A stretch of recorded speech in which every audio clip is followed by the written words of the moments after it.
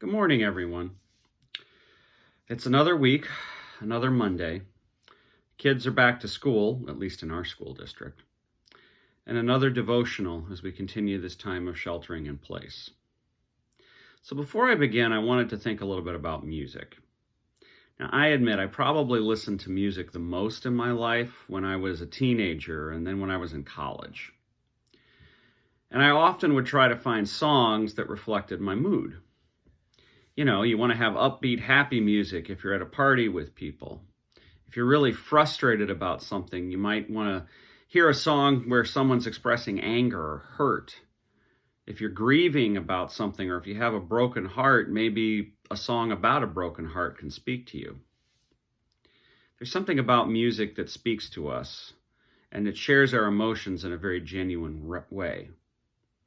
And I say all this because the Psalms are the songbook, so to speak, of the Bible.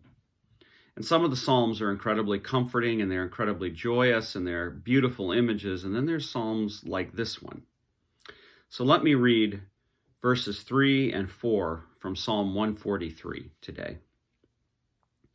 The psalmist writes, "The enemy is chasing me, crushing my life in the dirt, forcing me to live in the dark, like those who've been dead forever.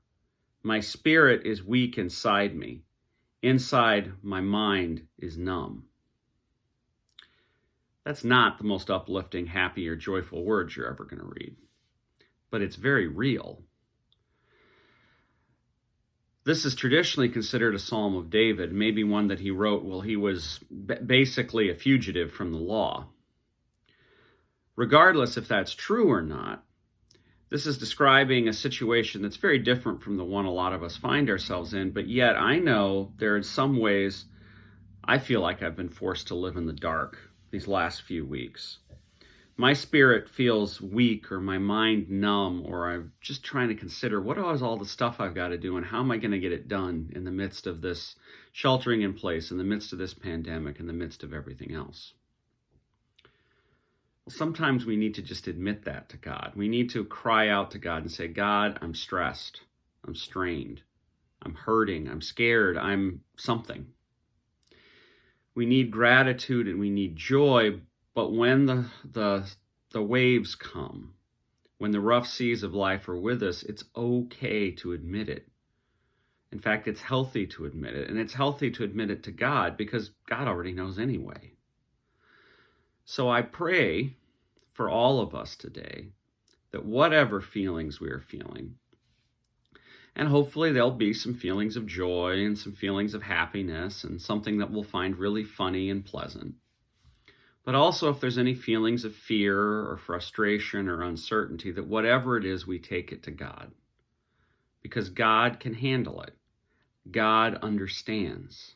God knows what we feel. God knows what it feels like to be a human being through Christ Jesus. And God is there to help us and to listen to us. And we can be real with God. So I pray that you can go to God today with whatever it is that's on your heart. And may you know that God, our loving Creator, cares for you and is going to be with you every step of this way. Take care, everyone. May God's love be with you. See you tomorrow. God bless. Goodbye.